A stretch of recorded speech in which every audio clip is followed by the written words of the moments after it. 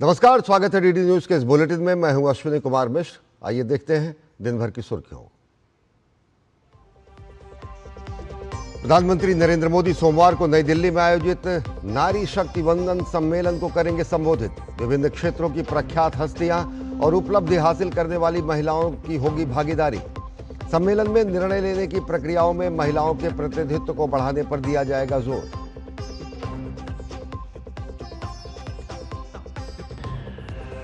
पश्चिम बंगाल में गरजे प्रधानमंत्री नरेंद्र मोदी, कहा ममता की निर्ममता ने राज्य को किया बर्बाद। टीएमसी का होगा पूरा हिसाब। मुख्यमंत्री ममता बनर्जी ने केंद्र से भाजपा को विदा करने का भरा दम। तमिलनाडु में भी सभी पार्टियों ने प्रचार अभियान में झोंकी ताकत।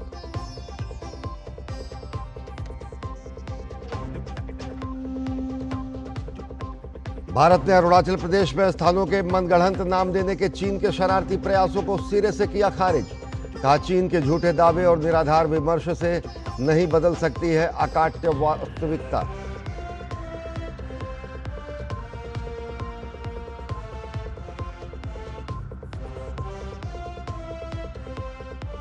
अमेरिका ईरान वार्ता विफल होने के बाद डोनाल्ड ट्रंप का बड़ा कदम। अमेरिकी नौसेना को होर्मुज स्ट्रेट से जहाजों की आवाजाही रोक लगाने पर दिया निर्देश। ईरान पर जबरन वसूली का लगाया आरोप।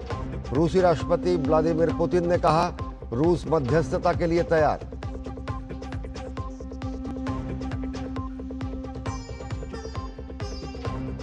और नहीं रही प्रख्यात गायिका आशा भोसले। राष्ट्रपति, उपराष्ट्रपति, प्रधानमंत्री नरेंद्र मोदी समेत सिनेमा जगत और कई गणमान्य व्यक्तियों ने निधन पर जताया शोक। सोमवार शाम 4 बजे मुंबई के शिवाजी पार्क में होगा अंतिम संस्कार।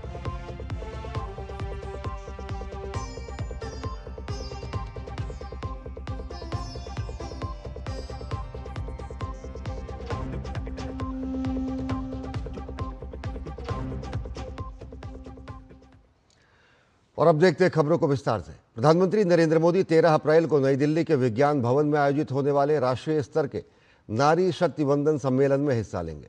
प्रधानमंत्री सम्मेलन को संबोधित भी करेंगे। कार्यक्रम में विभिन्न क्षेत्रों की प्रख्यात हस्तियां और उपलब्धि हासिल करने वाली महिलाएं हिस्सा लेंगी।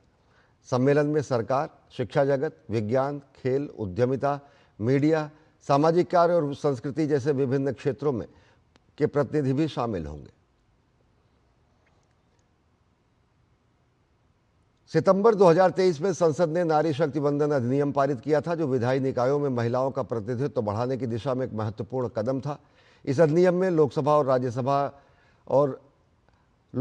राज्य विधानसभाओं में महिलाओं के लिए 1/3 सीटें आरक्षित करने का प्रावधान किया गया है। अब देश में महिला आरक्षण के कार्यान्वयन को ध्यान में रखते हुए 16 अप्रैल को संसद का विशेष सत्र बुलाया जा रहा है। ये सम्मेलन भारत के विकास पथ को आकार देने में महिलाओं की अधिक भागीदारी के प्रति प्रतिबद्धता को सुदृढ़ करने के उद्देश्य से आयोजित किया जा रहा है। ये पंचायतों से लेकर संसद तक सभी स्तरों पर शासन और नेतृत्व में महिलाओं की बढ़ती भूमिका को दर्शाएगा। कार्यक्रम निर्णय लेने की प्रक्रियाओं में महिलाओं के अधिक प्रतिनिधित्व पर बल देगा। ये सम्मेलन विकसित भारत 2047 की दिशा में महिलाओं की भूमिका पर भी प्रकाश डालेगा और विकसित भारत 2047 की परिकल्पना के मुख्य स्तंभ के रूप में महिला नेतृत्व वाले विकास के प्रति सरकार की निरंतर प्रतिबद्धता को भी प्रतिबिंबित करेगा।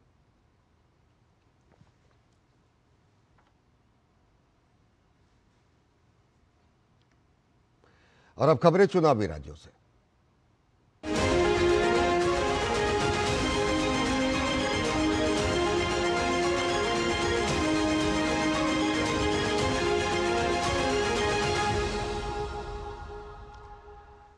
प्रधानमंत्री नरेंद्र मोदी ने पश्चिम बंगाल के सिलीगुड़ी में चुनावी जनसभा को संबोधित किया। प्रधानमंत्री ने कहा कि अब बंगाल में टीएमसी की तुष्टीकरण की राजनीति नहीं चलेगी।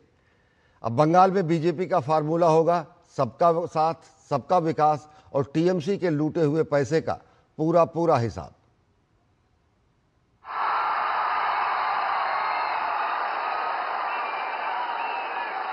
आपने मेरा दिल जीत लिया है।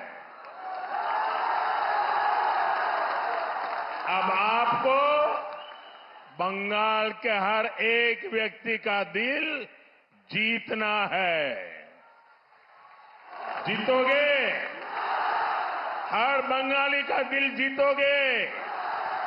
बंगाल को प्यार करने वाले हर किसी का दिल जीतोगे, फिर तो आप चुनाव जीतने वाले पक्का हो।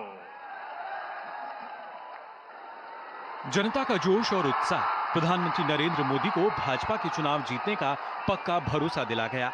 उन्होंने सिलीगुड़ी के कावाखाली मैदान में चुनावी जनसभा को संबोधित किया, जिसे उन्होंने पूर्वोत्तर का प्रवेश द्वार बताया और कहा कि इस कॉरिडोर को बड़े पैमाने पर विकसित करने के लिए काम किया जा रहा है। जबकि तुष्टीकरण की राजनीति में लिप्त तृणमूल कांग्रेस सड़क से लेकर संसद तक सिलीगुड़ी कॉरिडोर को काटने की धमकी देने वाले लोगों का समर्थन करती है।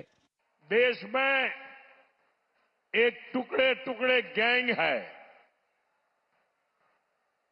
इस गैंग ने सिलीगुड़ी कॉरिडोर को काटने की धमकी दी थी। नॉर्थ ईस्ट को देश से अलग करने की बात कही थी। तुष्टीकरण से भरी ये टीएमसी ऐसे लोगों को सड़क से लेकर संसद तक समर्थन देती है।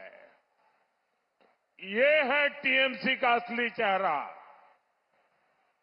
साथियों, बीजेपी के लिए सिलीगुड़ी कॉरिडोर देश सुरक्षा और समृद्धि का कॉरिडोर है। पीएम मोदी ने लोगों से डबल इंजन सरकार के लिए वोट देने का आग्रह किया और कहा कि बंगाल में विकास की गति दोगुनी हो जाएगी। उन्होंने आरोप लगाया कि तृणमूल ने अपने 15 साल के कार्यकाल में राज्य को बर्बाद कर दिया और केंद्र सरकार की योजनाओं को लागू होने से रोक दिया। उन्होंने राज्य की जनता से बीजेपी को एक मौका देने का आग्रह किया। 70 साल में आपने लेफ्ट को मौका दिया, कांग्रेस को मौका दिया, टीएमसी को मौका दिया। अब एक मौका मोदी को दीजिए।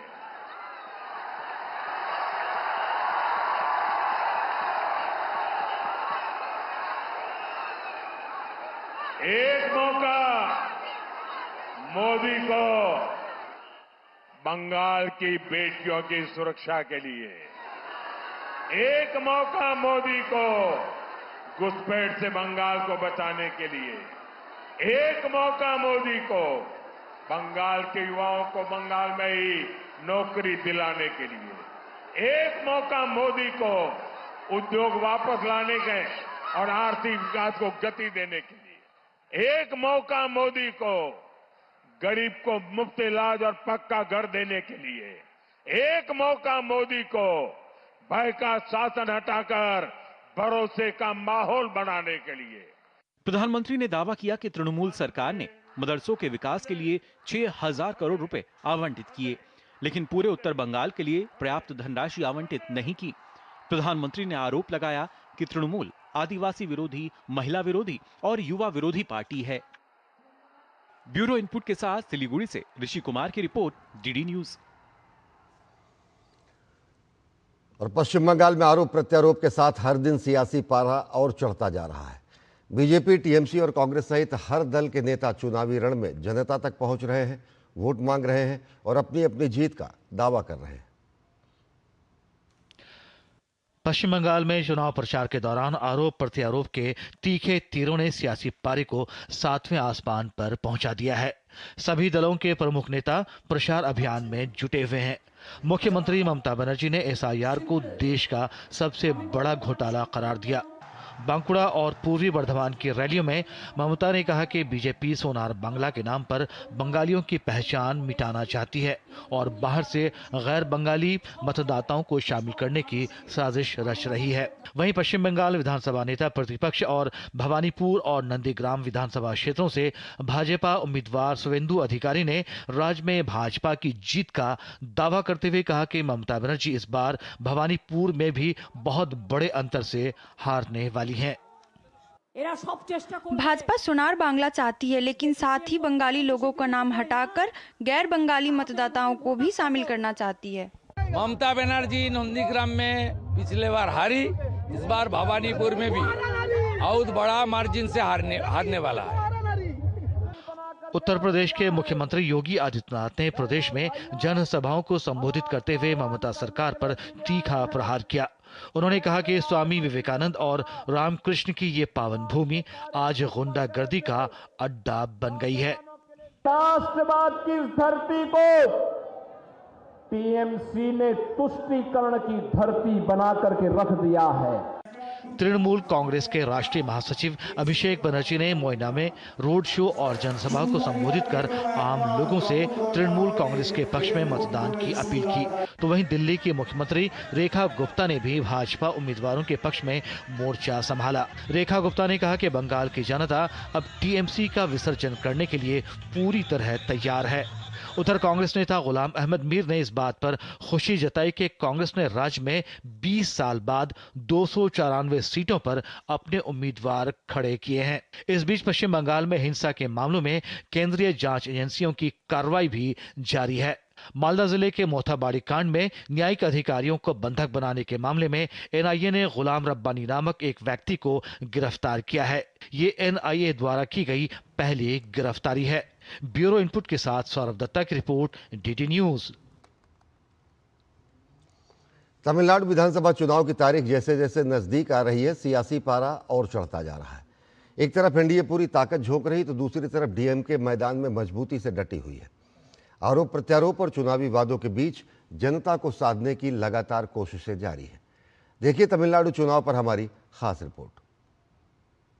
तमिलनाडु में चुनावी प्रचार अब रफ्तार पकड़ चुका है। भारतीय जनता पार्टी ने भी पूरी ताकत झोंक दी है। पार्टी अध्यक्ष नितिन नवीन ने सत्तूर में रोड शो कर एनडीए उम्मीदवार के लिए प्रचार किया। उन्होंने इस विधानसभा चुनाव को भ्रष्टाचार बनाम गुड गवर्नेंस का चुनाव बताया। वहीं भाजपा के वरिष्ठ नेता और केंद्रीय मंत्री पीयूष गोयल ने भी डीएमके पर तीखा हमला किया। उन्होंने राज्य के उप मुख्यमंत्री उदयनिधि स्टालिन पर निशाना साधा और कहा कि तमिलनाडु की जनता कभी भी ऐसे व्यक्ति को स्वीकार नहीं करेगी जो तमिल संस्कृति और महिलाओं का सम्मान न करता हो। तमिलनाडु भाजपा प्रवक्ता नारायणन तिरुपति ने भी कानून व्यवस्था को लेकर डीएमके पर निशाना साधा। ये पूरी तरह से करप्शन वर्सेज सुशासन का चुनाव है। निश्चित रूप से डीएमके के करप्ट सरकार को, देश की सबसे करप्ट गवर्नमेंट को एनडीए की ये कंबाइंड अलायंस पूरी तरह से उखाड़ फेंकेगी। तमिलनाडु के लोग उदयनिधि को मुख्यमंत्री के तौर पर कभी स्वीकार नहीं करेंगे। वे ऐसे व्यक्ति को कभी स्वीकार नहीं करेंगे जो तमिल संस्कृति, तमिल महिलाओं का सम्मान नहीं करता। उदयनिधि स्टालिन की बातों से तमिलनाडु के लोगों की भावनाओं को ठेस पहुंची है। अब इस सरकार के जाने का समय आ गया है। डीएमके के उम्मीदवार, मंत्री या मौजूदा विधायक जहां कहीं भी जाते हैं, लोग उनका विरोध करते हैं और उन्हें वहां से भगा देते हैं। हमने वादा किया है कि जब हम सत्ता में आएंगे तो कानून व्यवस्था बनाए रखी जाएगी, अपराधों पर रोक लगेगी और औद्योगिक एवं आर्थिक विकास होगा। विल्लीवाकम क्षेत्र से टीवीके के उम्मीदवार और प्रचार प्रबंधन महासचिव आधव अर्जुन ने भी राज्य में ड्रग्स और शराब के मुद्दे को लेकर डीएमके को आड़े हाथों लिया। पूरे तमिलनाडु में ड्रग्स का चलन चल रहा है। यह पंजाब जैसा लग रहा है। शराब का सेवन भी हो रहा है, इसलिए डीएमके ने शराब की बिक्री भी बढ़ा दी है। महिलाएं इस तानाशाही सरकार और वंशवादी राजनीति को उखाड़ फेंकना चाहती हैं। वहीं दूसरी तरफ प्रदेश भर में तूफानी दौरा कर रहे मुख्यमंत्री एमके स्टालिन ने विपक्षी एकता पर सवाल उठाए। उन्होंने दावा किया कि एआईएडीएमके के नेता हार से हताश हैं और असल में भाजपा एआईएडीएमके का मुखौटा पहनकर तमिलनाडु में घुसपैठ की कोशिश कर रही है। पलानीस्वामी हार से निराश हैं और इसीलिए वह हम पर कमेंट करते रहते हैं। मैं जहां भी जा रहा हूं, लोगों का बहुत प्यार मिल रहा है। डीएमके पर लोगों का भरोसा है, जबकि भाजपा एआईएडीएमके का मुखौटा पहनकर तमिलनाडु में आ रही है। आरोप प्रत्यारोप के साथ ही प्रचार के अलग अलग तरीके अपनाकर भी राजनेता जनता को लुभाने में कोई कोर कसर नहीं छोड़ रहे हैं। मुख्यमंत्री एमके स्टालिन ने परमकुटी में मॉर्निंग वॉक के दौरान लोगों के घर घर जाकर प्रचार किया, तो वहीं उदयनिधि स्टालिन ने तिरुवरूर के मन्नारगुडी में रोड शो कर डीएमके प्रत्याशी के समर्थन में वोट मांगे। कन्याकुमारी में टीवी के प्रमुख और अभिनेता विजय अलग अंदाज में ही प्रचार करते दिखे। उन्होंने साइकिल रैली कर जनता का समर्थन मांगा। तमिलनाडु में चुनावी मुकाबला बहुकोणीय हो गया है। एनडीए, डीएमके और टीवीके के सभी नेता अपनी अपनी रणनीति के साथ मैदान में हैं। ऐसे में देखना दिलचस्प होगा कि जनता किसे सत्ता की चाबी सौंपती है। Bureau report, DD news.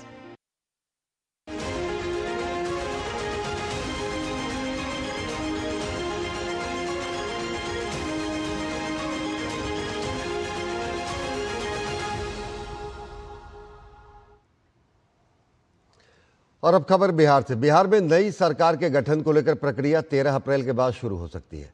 Janata Dal United के राष्ट्रीय कार्यकारी अध्यक्ष संजय कुमार झा ने इसकी जानकारी देते हुए बताया कि मुख्यमंत्री नीतीश कुमार के राज्यसभा के लिए चुने जाने के बाद यह प्रक्रिया जरूरी हो गई है।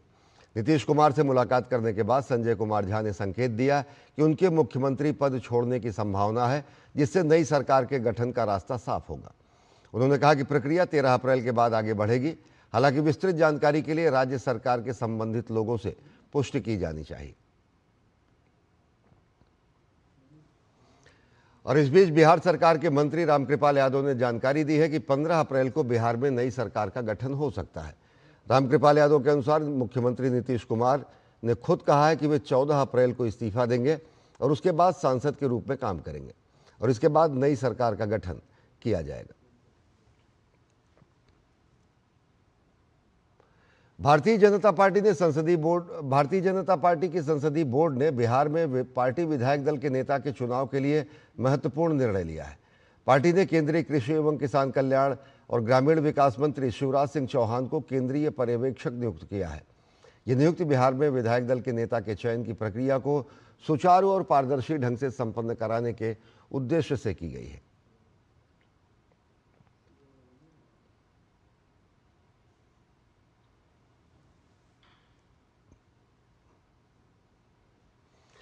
कर्नाटक में मुख्यमंत्री सिद्धारमैया और उप मुख्यमंत्री डीके शिवकुमार के बीच चल रहा संघर्ष एक नए मोड़ पर पहुंच चुका है। कर्नाटक कांग्रेस में नेतृत्व को लेकर पिछले 3 साल से संघर्ष चल रहा है। इसी क्रम में कर्नाटक कांग्रेस के 20 से अधिक विधायक दिल्ली हाईकमान से मुलाकात करने पहुंच गए हैं। ये विधायक राज्य मंत्रिमंडल में पद पाने की लालसा लिए दिल्ली पहुंचे हैं, जहां पार्टी के शीर्ष नेताओं के साथ कांग्रेस अध्यक्ष मल्लिकार्जुन खड़गे से भी मुलाकात करेंगे। कांग्रेस सरकार को सत्ता में आए 3 साल पूरे हो चुके हैं और 2 साल का कार्यकाल बचा हुआ है और इसको लेकर 3 से 5 बार निर्वाचित हो चुके वरिष्ठ विधायक एक अवसर की तलाश में हैं।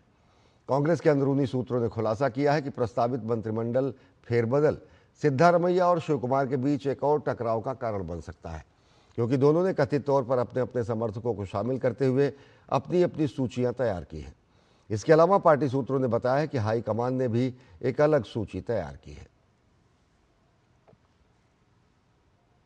हमारा डिमांड है जो कैबिनेट एक्सचेंज करना, जो पुराने लोग है 3-4 जो जीत को है उन सब मिनिस्टर बनाना, वो हमारा डिमांड है। हमारा एक कंडीशन है, हम रिशफल करना, हम बहुत सीनियर है, हम मिनिस्टर बनाना को रिक्वेस्ट करेंगे। जो सीनियर वाला है सबको बनाना है। केरल में एक दलित छात्र की आत्महत्या ने कन्नूर डेंटल कॉलेज प्रशासन पर सवाल खड़े कर दिए हैं। तिरुवनंतपुरम निवासी नितिन राज बीडीएस फर्स्ट ईयर का छात्र है। 10 अप्रैल को कन्नूर डेंटल कॉलेज के मेडिकल ब्लॉक से गिरकर गंभीर रूप से घायल हो गया था। इलाज के दौरान उसकी मौत हो गई। नितिन के परिवार ने कॉलेज प्रशासन पर आरोप लगाया है कि उसे जातिवाद, रंग और जाति पहचान के कारण मानसिक प्रताड़ना का सामना करना पड़ रहा था।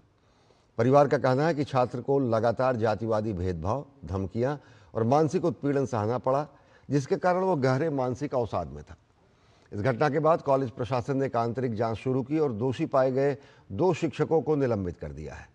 इनमें एक डेंटल एनाटॉमी विभाग के प्रमुख MK राम और दूसरे assistant professor KT Sangeeta Nambiar हैं।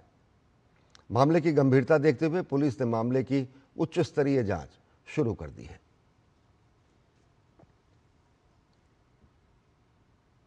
मध्य प्रदेश के रायसेन में 3 दिवसीय उन्नत कृषि महोत्सव का आयोजन चल रहा है। कार्यक्रम के दूसरे दिन रविवार को केंद्रीय कृषि एवं किसान कल्याण मंत्री शिवराज सिंह चौहान ने विदिशा, रायसेन, सीहोर और देवास जिले के विकास के लिए कृषि रोड मैप जारी किया। इसके साथ ही उन्होंने महत्वपूर्ण घोषणा करते हुए कहा कि मध्य प्रदेश के हर जिले में अलग अलग कृषि रोड मैप तैयार किया जाएगा। ये रोड मैप जिले की आवश्यकताओं को ध्यान में रखकर किया जाएगा। साथ ही उन्होंने कहा कि कृषि क्षेत्र में आने वाले समय में किसानों को ड्रोन तकनीक, आर्टिफिशियल इंटेलिजेंस आधारित खेती और आधुनिक मशीनों का प्रशिक्षण भी दिया जाएगा। किसान वैज्ञानिक आधार पर किस तरह की खेती करें, यहाँ की माटी, यहाँ की जलवायु, माटी में जो तत्व है उनकी उपलब्धता, पानी और बाकी चीज़ों की उपलब्धता के आधार पर यहाँ क्या क्या खेती कैसे होनी चाहिए। 4 जिलों के लिए रायसेन, विदिशा, सीहोर, देवास, उसके लिए रोड मैप जारी करके कृषि मंत्री जी मध्य प्रदेश उनको भेंट किया गया है मध्य प्रदेश शासन को, और आगे केंद्र और राज्य शासन मिलके इस रोड मैप पर चलकर अपने किसानों की खेती को और बेहतर बनाने का और आय बढ़ाने का काम करेंगे। इस वर्ष श्री अमरनाथ यात्रा 3 जुलाई से शुरू होगी और 28 अगस्त तक चलती रहेगी। इस बार यात्रा कुल 57 दिनों तक चलेगी। यात्रा के पहले 29 जून 2026 को ज्येष्ठ पूर्णिमा के अवसर पर प्रथम पूजा आयोजित की जाएगी। जम्मू कश्मीर के उपराज्यपाल मनोज सिन्हा ने बताया कि यात्रा के लिए पंजीकरण 15 अप्रैल से ऑनलाइन और ऑफलाइन दोनों माध्यमों से शुरू होंगे। श्रद्धालु देश भर में जेके बैंक, पीएनबी, एसबीआई और येस बैंक की 554 शाखाओं के माध्यम से रजिस्ट्रेशन करा सकेंगे। प्रशासन की ओर से तीर्थयात्रियों के लिए बिजली, रोशनी, ई सेवाएं और प्रीपेड व्यवस्था उपलब्ध कराई जाएगी। साथ ही प्रत्येक पंजीकृत यात्री और सेवा प्रदाता को RFID कार्ड दिया जाएगा। यात्रियों को 10 लाख रुपए तक का समूह दुर्घटना बीमा कवर मिलेगा। इसके अलावा राष्ट्रीय पशुधन मिशन के तहत घोड़ों की दुर्घटना या प्राकृतिक मृत्यु की स्थिति में 50,000 रुपये प्रति पशु का बीमा कवर भी दिया जाएगा और इससे यात्रा से जुड़े सेवा प्रदाताओं की भी सुरक्षा सुनिश्चित होगी। जम्मू कश्मीर के उपराज्यपाल मनोज सिन्हा ने श्रद्धालुओं से बड़ी संख्या में यात्रा में शामिल होने की अपील की है। उन्होंने भरोसा दिलाया कि यात्रा को सुरक्षित और सुगम बनाने के लिए व्यापक इंतजाम किए जा रहे हैं।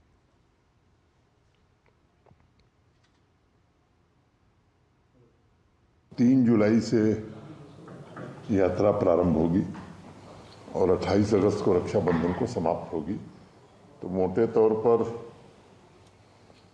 इस बार की यात्रा थोड़ी लंबी होगी, 57 दिन का ये पीरियड होगा।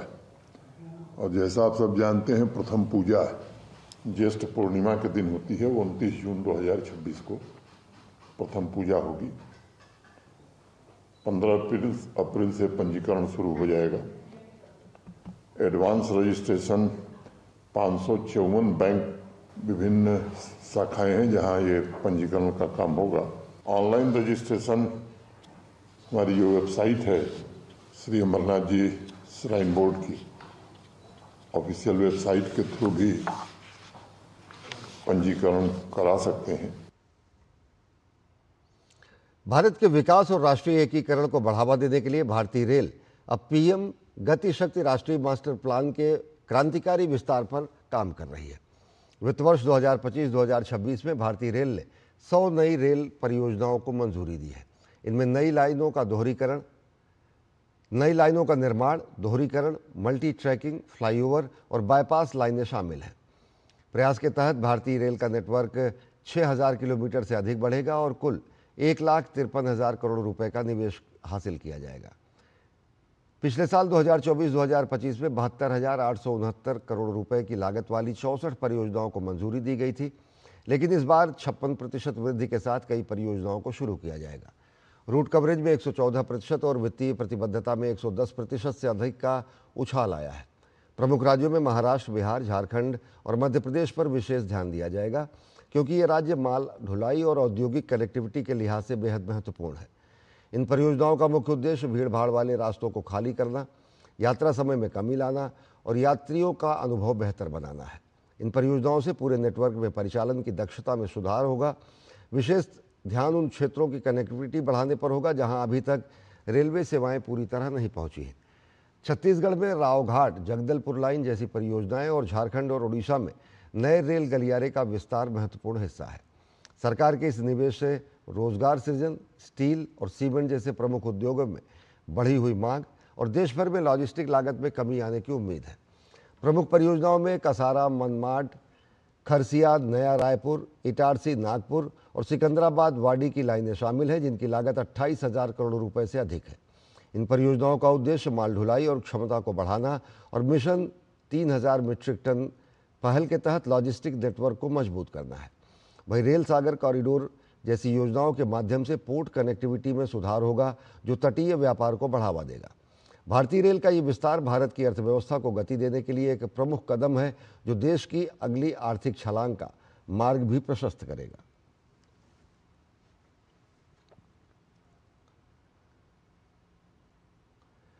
केंद्रीय महिला एवं बाल विकास मंत्री अन्नपूर्णा देवी ने महिला आरक्षण बिल को ऐतिहासिक कदम बताया है। उन्होंने कहा कि महिलाओं की लंबे समय से चली आ रही मांग अब पूरी होने जा रही है। उन्होंने कहा कि महिलाओं में इसको लेकर खासा उत्साह है। महिला एवं बाल विकास विभाग की ओर से नारी शक्ति वंदन अधिनियम सम्मेलन का आयोजन किया जा रहा है, जिसमें सभी वर्ग की महिलाएं शामिल होंगी। उन्होंने बताया कि प्रधानमंत्री को इस कार्यक्रम में शामिल होने का अनुरोध किया गया है। उन्होंने इस कार्यक्रम में सहमति दी है। इस कार्यक्रमों से देश भर में एक मजबूत संदेश जाएगा और प्रधानमंत्री विज्ञान भवन में कल इस कार्यक्रम को संबोधित करेंगे। महिला बाल विकास विभाग की ओर से नारी वंदन अधिनियम सम्मेलन का एक आयोजन किया गया है और इस सम्मेलन में समाज के प्रबुद्ध महिलाएं उपस्थित होंगी और इसमें हमने माननीय प्रधानमंत्री जी को भी आग्रह किया है, उन्होंने अपनी सहमति दी है। तो निश्चित रूप से ये एक बहुत ही एक ऐतिहासिक अवसर है और हर ओर से अगर हम देखें तो बहुत दिनों से महिलाओं की ये जो बहुत ही लंबी ये जो डिमांड था, ये जो मांग थी, तो निश्चित रूप से अब उन्हें लग रहा है कि ये पूरा होता हुआ दिख रहा है।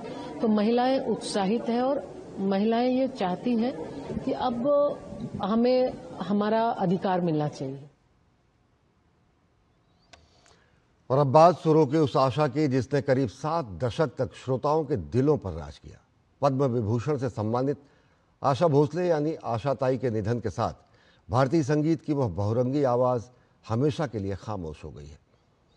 उनके शोक गीतों से लेकर गज़लों और भावपूर्ण नगमों तक संगीत की हर शैली को उन्होंने अनूठी गायकी से अमर बना दिया। संगीत जगत को समृद्ध करने वाली आशा ताई ने न सिर्फ हिंदी सिनेमा बल्कि कई भाषाओं में अपनी पहचान बनाई और हर दौर के साथ खुद को नए रूप में ढालते हुए हर पीढ़ी पर अमिट छाप छोड़ी है।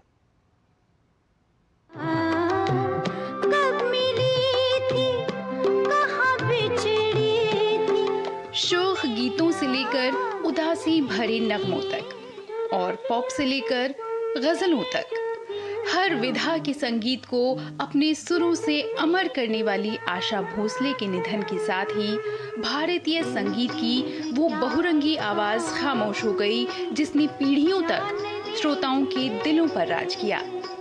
अपनी अनूठी आवाज से हिंदी पार्श्व गायन में अलग मकाम हासिल करने वाली दिग्गज गायिका आशा भोसले का रविवार को निधन हो गया।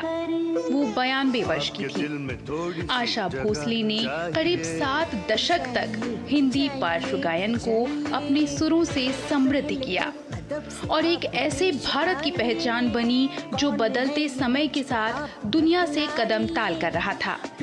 रविवार को मुंबई के ब्रीच कैंडी अस्पताल में अंतिम सांस लेने वाली आशा भोसले की बहुरंगी आवाज ने एक ओर जहां श्रोताओं को आजा आजा जैसे जोशीले गीत पर थिरकने को मजबूर किया, तो दूसरी ओर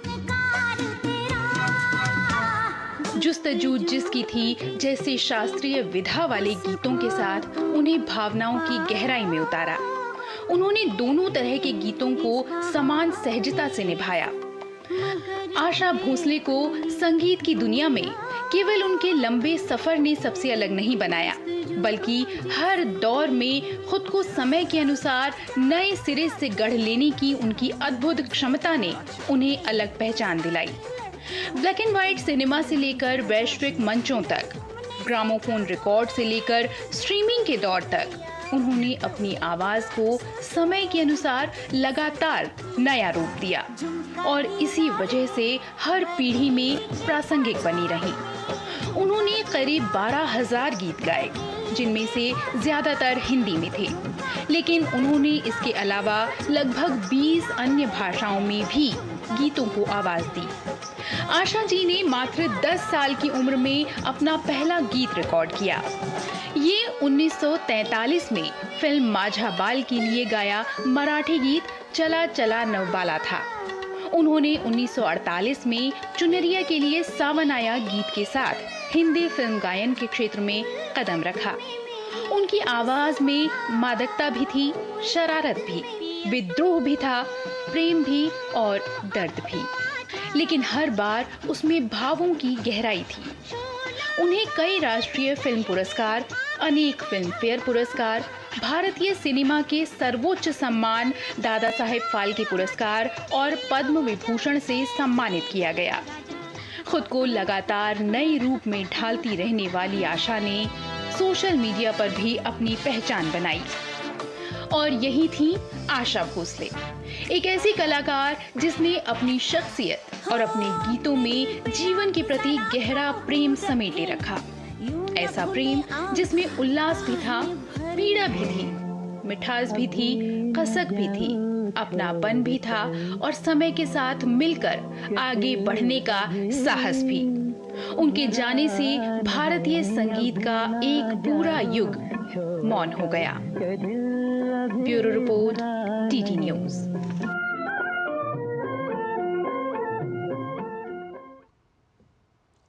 तो बड़े शौक से सुन रहा था जमाना, तुम ही सो गए दास्तां कहते कहते। मशहूर गायिका आशा भोसले के निधन पर राष्ट्रपति द्रौपदी मुर्मू ने शोक जताया है। उन्होंने सोशल मीडिया प्लेटफॉर्म एक्स पर लिखा, आशा भोसले जी के निधन से संगीत जगत में गहरा शून्य उत्पन्न हो गया है। एक प्रतिष्ठित गायिका के रूप में उनके शानदार करियर में ने भारत में संगीत के एक युग को परिभाषित किया। मुझे उनसे व्यक्तिगत रूप से हुई मुलाकातों की सुखद यादें हैं। उन्होंने एक कलाकार और एक व्यक्ति के रूप में अपने जीवन को अपने तरीके से जिया। अपनी मधुर और सदाबहार आवाज़ से उन्होंने दशकों तक भारतीय संगीत को समृद्ध किया। उनका संगीत अमर रहेगा। उनका निधन संगीत प्रेमियों के लिए अपूरणीय क्षति है। मैं उनके परिवार और अनगिनत प्रशंसकों के प्रति अपनी गहरी हार्दिक संवेदना व्यक्त करती हूँ। उपराष्ट्रपति सीपी राधाकृष्णन ने मशहूर गायिका आशा भोसले के निधन पर दुख व्यक्त किया। उपराष्ट्रपति ने सोशल मीडिया प्लेटफॉर्म एक्स पर पोस्ट करते हुए लिखा, महान गायिका आशा भोसले जी के निधन से मैं अत्यंत दुखी हूँ। उनके परिवार, प्रशंसकों और संगीत प्रेमियों के प्रति मेरी हार्दिक संवेदनाएं। आशा जी की बहुमुखी प्रतिभा ने उन्हें विभिन्न विधाओं में सहजता से गायन करने की क्षमता प्रदान की। उन्होंने भावपूर्ण गज़लों और पारंपरिक भजनों में महारत हासिल की और एक भारतीय संगीत पर एक अमिट छाप छोड़ी। उनकी बेमिसाल आवाज़ और संगीतमय विरासत लाखों लोगों के दिलों में गूंजती रहेगी और आने वाली पीढ़ियों को प्रेरित करती रहेगी। ओम शांति। प्रख्यात पार्श्व गायिका आशा भोसले के निधन पर प्रधानमंत्री नरेंद्र मोदी ने गहरा दुख व्यक्त किया है। प्रधानमंत्री ने सोशल मीडिया प्लेटफॉर्म एक्स पर पोस्ट करते हुए लिखा, भारत की सबसे प्रतिष्ठित और बहुमुखी आवाज़ों में से एक आशा भोसले जी के निधन से मैं अत्यंत दुखी हूँ। दशकों तक फैले उनके असाधारण संगीतमय सफ़र ने हमारी सांस्कृतिक विरासत को समृद्ध किया और दुनिया भर में अनगिनत दिलों को छुआ।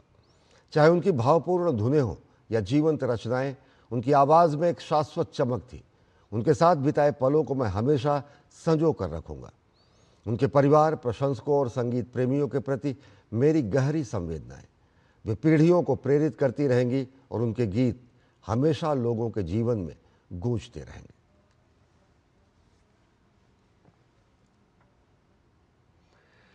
महान गायिका आशा भोसले के निधन ने पूरे देश को शोक में डुबो दिया है। हिंदी सिनेमा ही नहीं बल्कि विभिन्न भाषाओं में गाए गए उनके गीतों ने उन्हें वैश्विक पहचान दिलाई। रक्षा मंत्री राजनाथ सिंह ने उनके निधन पर गहरा दुख व्यक्त करते हुए सोशल मीडिया प्लेटफॉर्म एक्स पर लिखा, भारत की सुर साम्राज्ञी आशा भोसले जी का निधन मेरे लिए अत्यंत पीड़ादायक है। पार्श्व गायिका के रूप में उन्होंने हजारों फिल्मों और संगीत एल्बम्स में अपनी आवाज़ दी। उनके गाए हुए गीतों को भारत की कई पीढ़ियों ने सुना और गुनगुनाया है। उनके सुमधुर गीतों की गूंज हमेशा बनी रहेगी। आशा भोसले जी का निधन संगीत और जगत के लिए अपूरणीय क्षति है। दुख की इस घड़ी में उनके परिवार और प्रशंसकों के प्रति मेरी संवेदनाएं। ओम शांति। केंद्रीय मंत्री अश्विनी वैष्णव ने मशहूर गायिका आशा भोसले के निधन पर गहरा शोक व्यक्त किया। अश्विनी वैष्णव ने सोशल मीडिया प्लेटफॉर्म पर एक पोस्ट साझा करते हुए लिखा, एक ऐसी महान हस्ती जिनकी आवाज़ ने युगों को परिभाषित किया। आशा भोसले जी ने एक अमिट संगीतमय विरासत छोड़ी है। भारतीय संगीत में उनके योगदान को हमेशा गहरे सम्मान के साथ याद किया जाएगा। ओम शांति।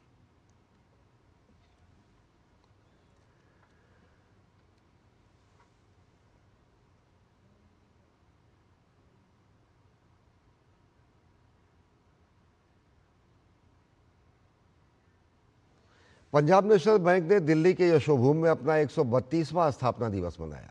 बैंक की स्थापना 132 साल पहले प्रख्यात स्वतंत्रता संग्राम सेनानी लाला लाजपत राय ने की थी।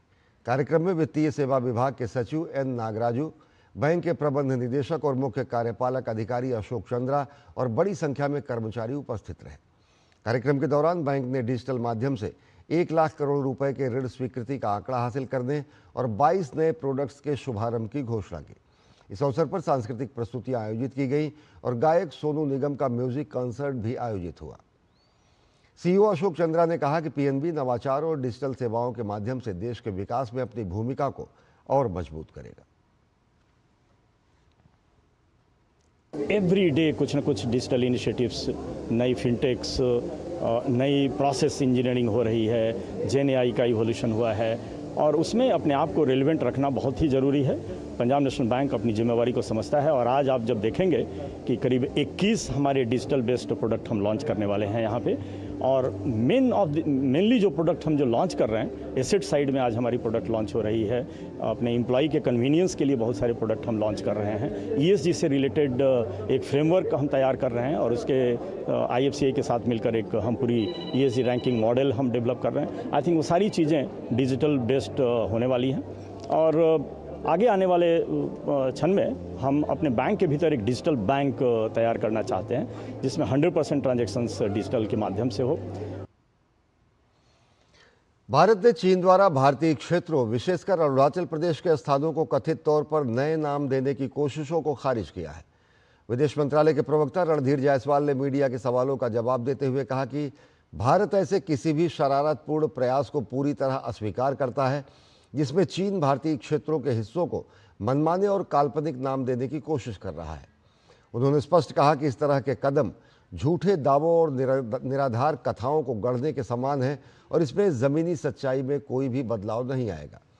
विदेश मंत्रालय के प्रवक्ता रणधीर जायसवाल ने दोहराया कि अरुणाचल प्रदेश सहित ये सभी क्षेत्र भारत का अभिन्न और अविभाज्य हिस्सा थे, हैं और हमेशा रहेंगे। विदेश मंत्रालय ने यह भी कहा कि चीन की ऐसी हरकतें दोनों देशों के बीच संबंधों को सामान्य और स्थिर बनाने के चल रहे प्रयासों के विपरीत हैं। भारत ने चीन से कहा है कि वह ऐसे कदमों से बचे जो द्विपक्षीय संबंधों में नकारात्मकता पैदा करते हैं और आपसी समझ को कमजोर करते हैं।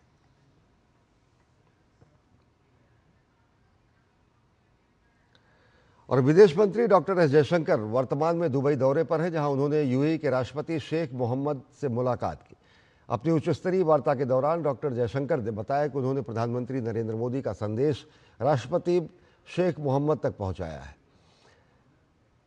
डॉक्टर एस जयशंकर ने बताया कि उनकी बातचीत का मुख्य केंद्र भारत यूएई के रणनीतिक संबंध थे, साथ ही ऊर्जा, आर्थिक व्यापार और अन्य महत्वपूर्ण पहलुओं पर भी चर्चा की गई। विदेश मंत्री ने कहा कि यूएई हमारे लिए एक प्रमुख साझेदार है, इसलिए हमने विभिन्न मुद्दों पर विस्तृत चर्चा की है। यूएई के राष्ट्रपति जो हैं हिज हाइनेस शेख मोहम्मद से मुलाकात हुई, तो उनके साथ जो है एक तो प्रधानमंत्री की ओर से जो संदेश, जो प्रधानमंत्री का संदेश जो था वो मैं साथ लेके आया था और हमारी जो बातचीत जो थी, एक तो हमारी जो स्ट्रेटेजिक रिलेशनशिप और उसके अलग अलग पहल हैं, जैसे एनर्जी है, इकोनॉमिक व्यापार है, तो ऊर्जा और व्यापार के संबंध जो हैं, क्योंकि हमारे लिए यूएई बहुत बड़ा पार्टनर है, तो उस पर बातचीत हुई, बाकी विषयों पर भी हुई। विदेश मंत्री डॉक्टर एस जयशंकर ने भारत यूएई रणनीतिक संबंधों की मजबूती को रेखांकित करते हुए कहा कि चल रहे युद्ध और संघर्ष के बीच यूएई में भारतीय समुदाय के प्रति जिस तरह से देखभाल की गई है, उसकी उन्होंने सराहना की है। विदेश मंत्री ने बताया कि उनकी प्राथमिकता ये तय करना है कि प्रवासी समुदाय की चिंताओं को सीधे यूएई के शीर्ष नेतृत्व के सामने रखा जाए, ताकि इन मुद्दों पर ध्यान दिया जा सके। जो मुख्य बिंदु जो थी वो यहाँ हमारी भारतीय समुदाय जो है यूएई में, अबू धाबी में, बाकी जगह भी और दुबई में ये जो अभी जो युद्ध हुआ, जो उस समय आप जानते हैं कि उनकी सुरक्षा, उनका देखभाल जो है एक बहुत बड़ा विषय था। भारत में भी लोग चिंतित थे, तो ये समुदाय के जो प्रतिनिधि जो हैं उनके साथ मेरी मुलाकात हुई। विदेश मंत्री के साथ जो यहाँ शेख अब्दुल्ला जो हैं उनके साथ बहुत ही डिटेल, क्योंकि आप जानते हैं कि आजकल बहुत डिप्लोमेसी भी चल रही है और यहाँ सिचुएशन जो है, परिस्थिति काफ़ी जटिल है, तो उस पर खुल के बात हुई। तो मैं कहूँगा ओवरऑल मुझे अच्छा लगा कि ये विज़िट जो था ठीक समय पे हुआ।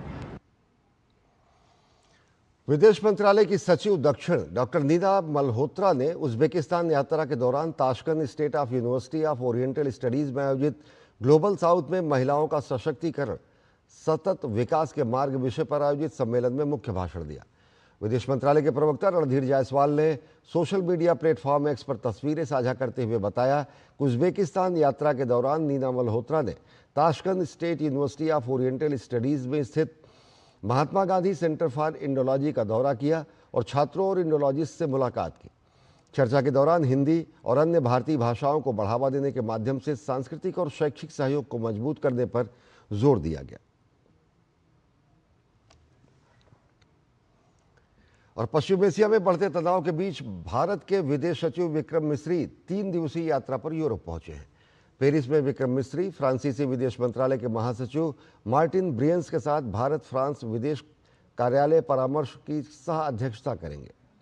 इस बैठक में रक्षा, सिविल, न्यूक्लियर एनर्जी, अंतरिक्ष, साइबर, डिजिटल तकनीक और आर्टिफिशियल इंटेलिजेंस जैसे क्षेत्रों में सहयोग बढ़ाने पर चर्चा होगी। दोनों देशों के बीच सांस्कृतिक संबंधों को बढ़ावा देने के अलावा नई वैश्विक घटनाक्रम पर भी बातचीत होगी। ये यात्रा फरवरी 2026 में फ्रांसीसी राष्ट्रपति इमैनुअल मैक्रों के भारत दौरे के बाद हो रही है और ये यात्रा भारत और फ्रांस के बीच लगातार होने वाले उच्च स्तरीय संपर्क को स्पष्ट करते हैं।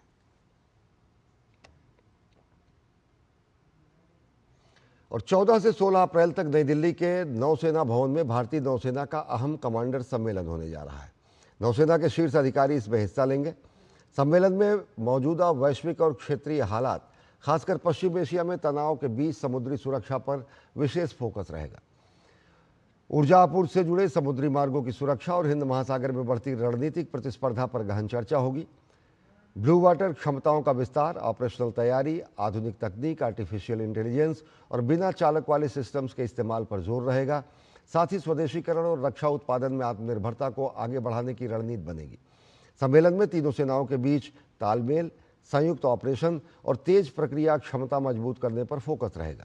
सशस्त्र बलों के समन्वय को नई दिशा देने वाला यह मंच भारत की समुद्री सुरक्षा रणनीति में अहम भूमिका निभाएगा।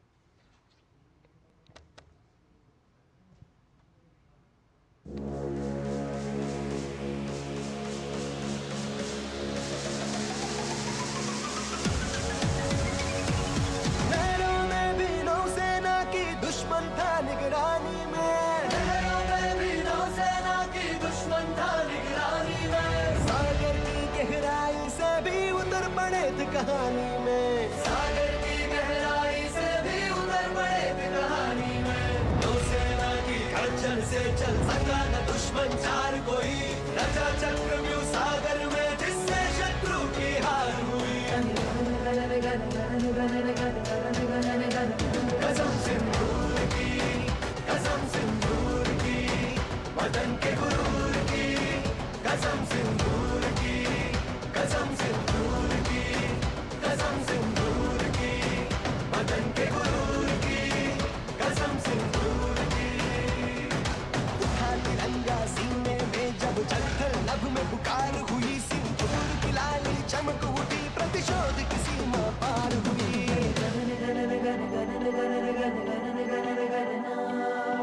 तिरंगा लहराया ऊंचा, देश की जीत और शान हुई। सिंदूर की कीमत उस दिन हर आतंकी को बान। कसम सिंदूर की, कसम सिंदूर की, वतन के गुरूर की, कसम सिंदूर की।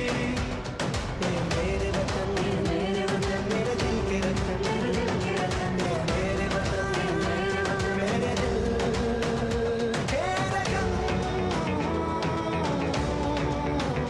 के रतन।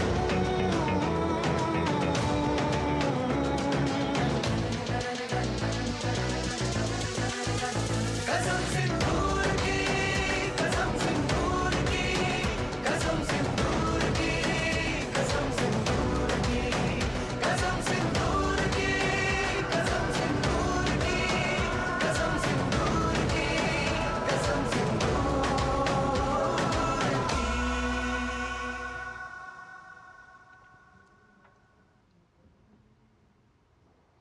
पश्चिम एशिया में बढ़ते संकट के बीच भारत सरकार ने इस क्षेत्र में उत्पन्न हालात से निपटने के लिए तत्काल और प्रभावी कदम उठाए हैं। सरकार की प्राथमिकता है ऊर्जा आपूर्ति, समुद्री सुरक्षा और वहां मौजूद भारतीय नागरिकों की सुरक्षा सुनिश्चित करना। भारत सरकार हर मोर्चे पर मुस्तैदी से तैयार है। पेट्रोलियम और प्राकृतिक गैस मंत्रालय ने होर्मुज स्ट्रेट में चल रहे विवाद के बावजूद ईंधन की उपलब्धता सुनिश्चित करने के लिए अन्य रास्ते खोजे हैं। सरकार ने घरेलू एलपीजी और पीएनजी की आपूर्ति को प्राथमिकता दी है और अस्पतालों और शैक्षणिक संस्थानों के लिए विशेष आपूर्ति सुनिश्चित की गई है। 11 अप्रैल को सरकार ने करीब 52 लाख घरेलू गैस सिलेंडर वितरित किए। पीएसयू ओएमसी ने गैस वितरण में सुधार लाने के लिए चेकिंग अभियान बढ़ा दिया है। जांच के दौरान 219 वितरकों पर जुर्माना लगाया गया और 56 वितरकों के लाइसेंस निलंबित कर दिए गए। मार्च 2026 से अब तक 4,24,000 से अधिक पीएनजी कनेक्शन दिए गए हैं और 4,66,000 से ज़्यादा लोग नए कनेक्शन के लिए पंजीकरण करवा चुके हैं। ये कदम गैस आपूर्ति व्यवस्था को और मजबूत बनाने की दिशा में बेहद अहम है। नागरिकों को पेट्रोल, डीजल और एलपीजी की अनावश्यक भंडारण न करने की सलाह भी दी गई है और वैकल्पिक ऊर्जा स्रोतों जैसे पीएनजी और इलेक्ट्रिक कुकटॉप के इस्तेमाल के लिए भी प्रोत्साहित किया गया है। शिपिंग मंत्रालय ने भारतीय जहाज़ों और नाविकों की सुरक्षा के लिए प्रभावी कदम उठाए हैं। मंत्रालय ने बताया कि भारतीय ध्वज वाले जहाज़ों से जुड़ी किसी भी घटना की सूचना नहीं मिली है और शिपिंग कंट्रोल रूम 24/7 सक्रिय रूप से काम कर रहा है।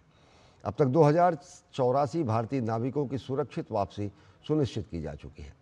भारतीय नागरिकों की सुरक्षा सुनिश्चित करने के लिए उनसे लगातार संपर्क किया जा रहा है। सरकार ने नागरिकों की सहायता के लिए हेल्पलाइन भी जारी किया है। 28 फरवरी से अब तक 8,97,000 भारतीय नागरिक भारत वापस आ चुके हैं। भारत सरकार के इन सभी प्रयासों को समन्वित किया गया है ताकि ऊर्जा आपूर्ति में कोई रुकावट न आए, समुद्री संचालन लगातार चलता रहे और भारतीय नागरिकों की सुरक्षा सुनिश्चित हो सके। इन कदमों से स्पष्ट होता है कि सरकार हर परिस्थिति में अपने नागरिकों की सुरक्षा और कल्याण के लिए प्रतिबद्ध है।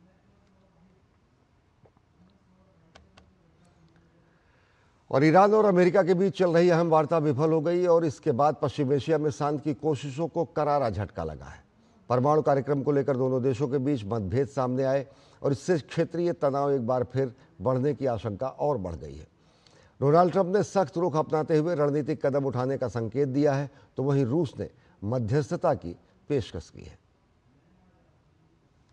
पश्चिम एशिया में शांति के प्रयासों को बड़ा झटका लगा है। ईरान और अमेरिका के बीच चल रही शांति वार्ता पूरी तरह से विफल हो गई है। अमेरिकी उपराष्ट्रपति जेडी वेंस ने इस समझौते के विफल होने की वजह ईरान के परमाणु हथियारों से जुड़ी अनिवार्य शर्तों को न मानना बताया है।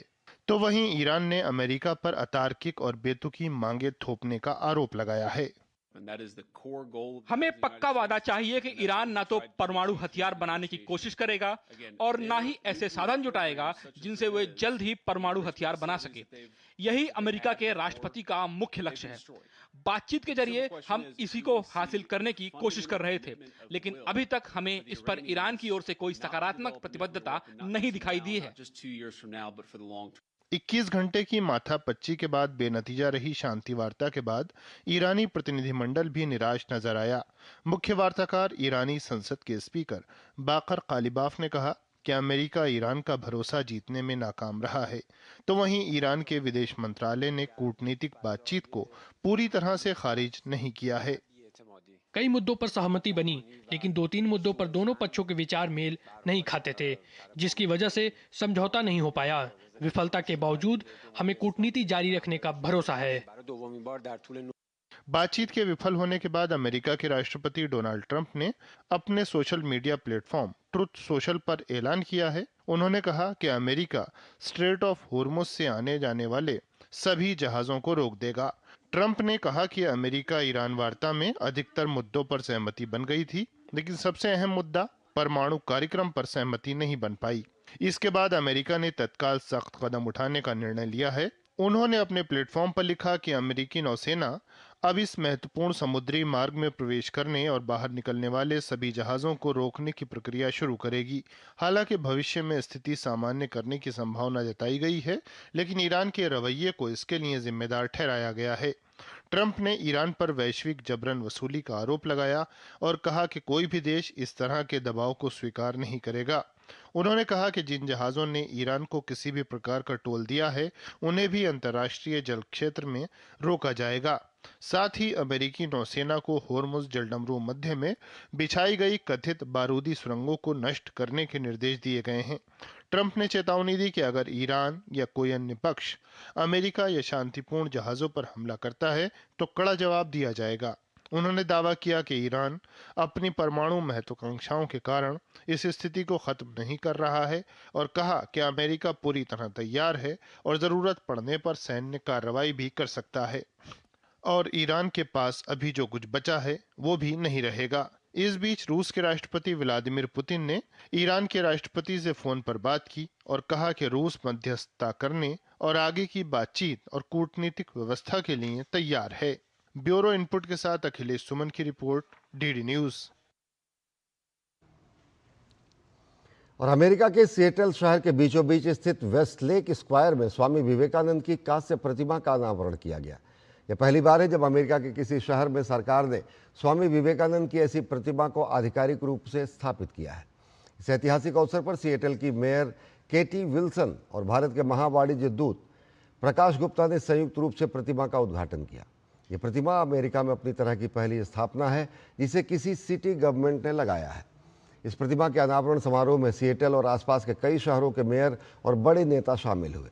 इनमें केंटुकी की मेयर डाना रॉल्फ, ऑबर्न की मेयर नैन्सी बैकस और किर्कलैंड की मेयर केली कर्टिस शामिल रहीं। इसके अलावा भारतीय मूल के समुदाय के अनेक नेता और नागरिक भी कार्यक्रम में मौजूद रहे।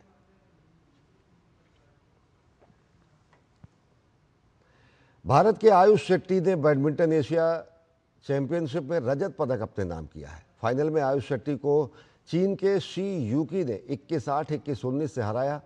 इस प्रतियोगिता में 20 वर्षीय आयुष शेट्टी का प्रदर्शन शानदार रहा और फाइनल तक के सफर में आयुष ने कई दिग्गजों को मात दी। बैडमिंटन एशिया चैंपियनशिप में एकल वर्ग में फाइनल में पहुंचने वाले आयुष दूसरे भारतीय हैं।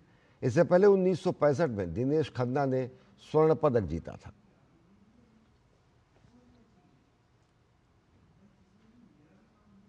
तो बुलेटिन में फिलहाल इतना ही। देश और दुनिया की ताज़ा तरीन खबरों के लिए देखते रहिए डीडी न्यूज़। नमस्कार।